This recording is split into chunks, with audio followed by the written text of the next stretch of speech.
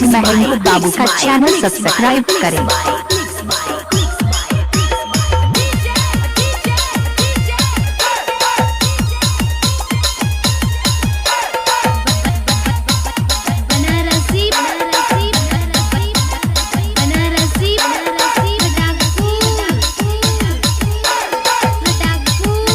DJ Mahmood बाबू का channel subscribe करें।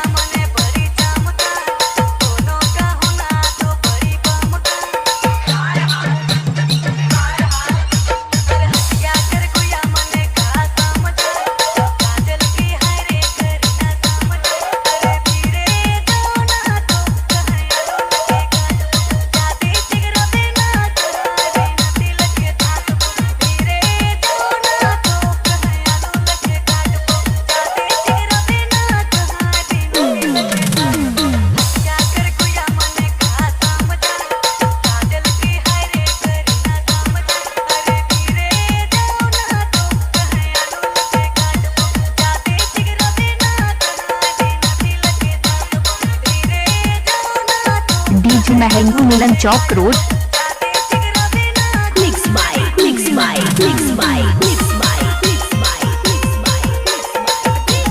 डीजे महमूद बाबू का चैनल सब्सक्राइब करें।